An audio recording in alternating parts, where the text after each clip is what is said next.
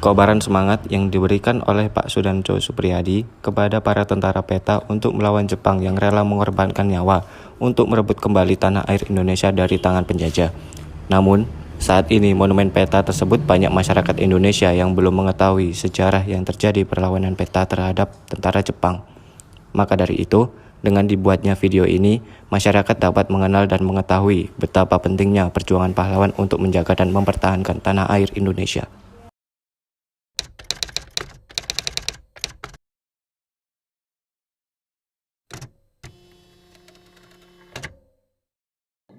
Saya adiknya.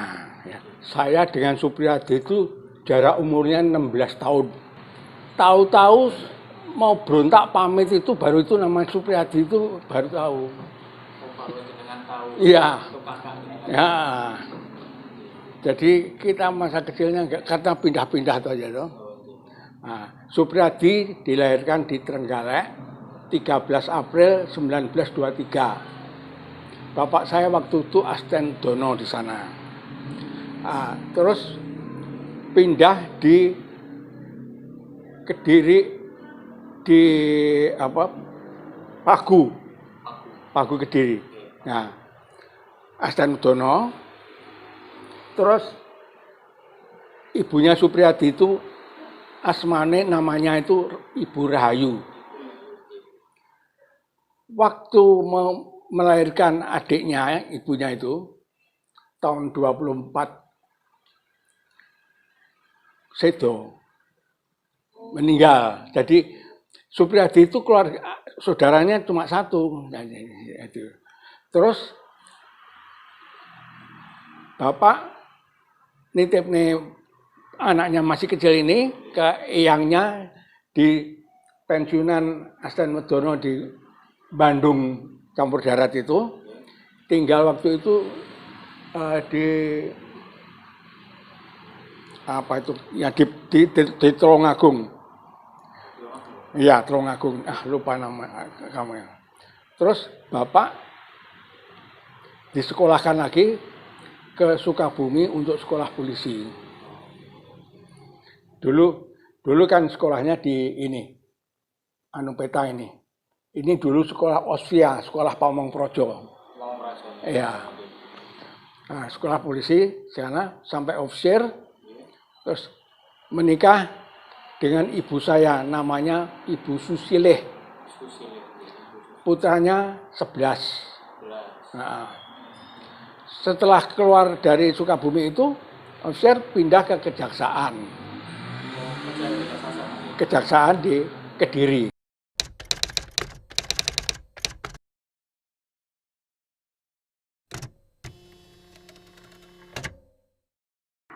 Sejarah terbentuknya monumen ini adalah karena kehendak masyarakat agar supaya ada dokumen secara nyata kepada generasi muda.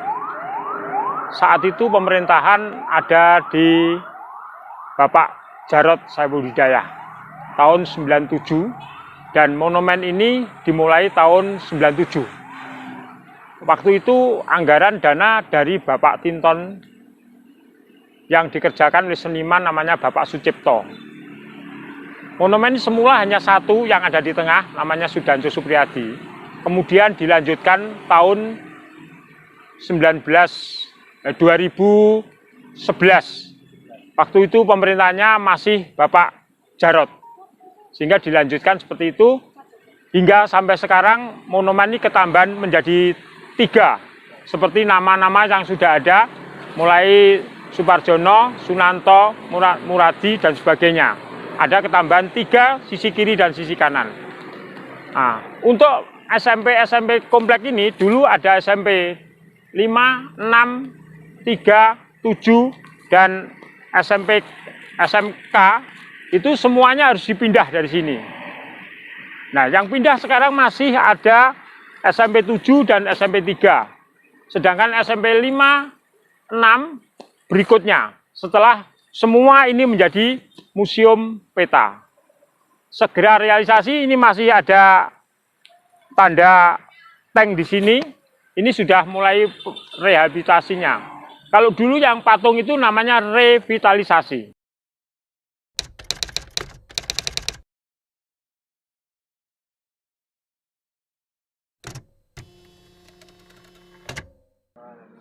proses terjadinya pemberontakan peta, kita awali dari pembentukan tentara peta. Tentara peta itu dibentuk oleh Jepang sebagai bagian dari Perang Asia Timur Raya, dan pembentukan peta itu berdasarkan Usemu Surei, di mana Bung Karno ada dalam pengurusan peta. Nah, pemberontakan peta di Blitar itu yang dikomandani oleh Sudanjo Suprijadi itu melihat penderitaan rakyat di sepanjang pantai selatan Blitar dan Blitar Raya itu sangat menderita. Banyak yang disiksa. Siksaan yang luar biasa diketahui oleh semua Budanco dan Sudanco di peta Blitar.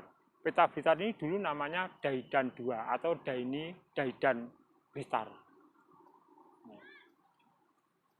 Pemberontakan ini sudah direncanakan sebetulnya sekitar Desember 1944. Karena bocor, yang membocorkan ya memang dari bangsa kita sendiri, akhirnya pemberontakan yang semula diadakan di Tuban itu digagalkan, kemudian pulang ke Blitar. Hanya dilucuti semua senjata yang berat-berat, dilucuti, hanya diberi 1 pelor saja dan senjata ringan untuk kembali ke Blitar.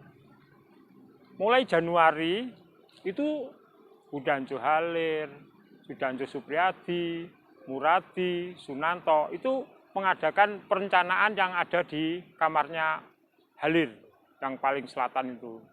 Mengadakan perencanaan untuk tetap melakukan pemberontakan.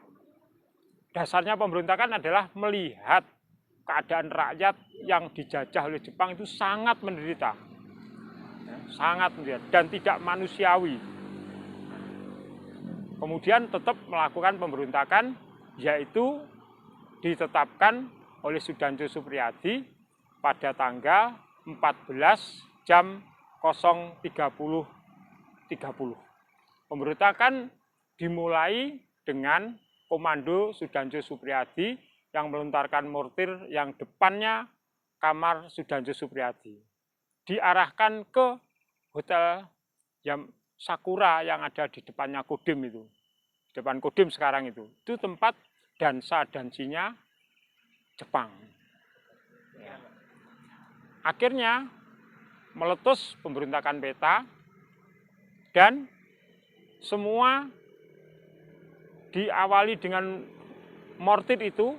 Sudanco Partodiharjo mengibarkan bendera. Lari dari asrama langsung mengibarkan bendera. Yang sekarang ini ada di Monumen Potlot.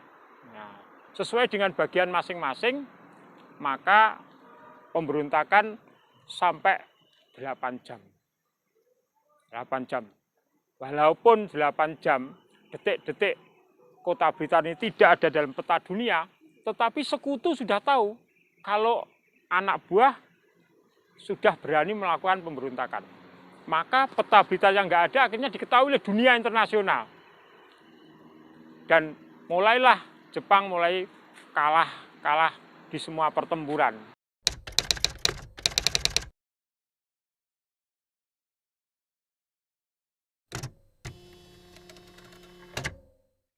Perlu kita sampaikan hal-hal yang menyangkut kelurahan, karena kita itu ibaratnya petugas atau pejabat yang ditugasi mempunyai tugas pokok. Artinya punya pegangan kinerja yang harus jangan sampai keluar dari lab yang sudah ditentukan. Terkait Monumen Potlot dan Monumen Peta, kita secara umum kalau bahasanya kita kewilayahan, artinya itu bagian dari masuk wilayah Kelurahan Bendogrit. Sehingga apa yang menjadi ada yang di Monumen Potlot maupun Monumen Peta itu kelurahan tugasnya untuk ketentraman dan ketertiban secara wilayah. Artinya itu merupakan aset pemerintah di wilayah Bendogrit. Berarti secara umum wilayah Bendogrit harus ikut mendukung, karena itu tugas termasuk tugas dukungan Apa itu tugas dukungan? Minimal ketentraman, kewilayahan secara artinya monumen yang ada di situ jangan sampai terjadi hal-hal yang dapat mengurangi kemanfaatan dari fasilitas umum itu. Itu secara kondisi monumen peta dan monumen petelot. Kedua, menyangkut kebijakan. Otomatis dengan adanya monumen petelot, monumen peta, bagi pemerintah kota contohnya monumen peta menjadi nanti andalan terkait mau buat museum, otomatis di sekitar wilayah itu Mendokret mempunyai kebijakan harus bisa mendukung. Jangan sampai ternyata di situ menjadi monumen yang besar, menjadi ternyata lingkungannya kumuh. Nah, artinya itu harus menjadi kebijakan selaku lurah terkait pembangunan pendukung seperti di wilayahan, termasuk tadi sarana prasarana, keamanan dan tertiban di sekitar itu. Secara umum itu secara terkait untuk mendukung, sifatnya mendukung. Secara umum, jika nanti monumen peta itu di lingkungannya menjadi museum, otomatis tingkat populerannya akan meningkat, otomatis kami harus menangkap itu suatu peluang bagi masyarakat untuk peningkatan ekonomi kreatif.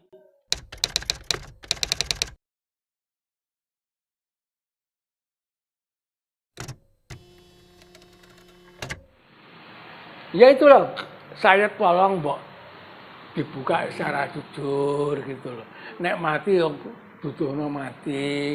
Mereka itu yang mati kan orang Mek Subriyadi dan kawannya yang sana itu. Mungkin kawannya, keluarganya kan pengen dongane toh ya. Itu aja toh. Budaya kita ini kan senang mengkuburan kirim doa.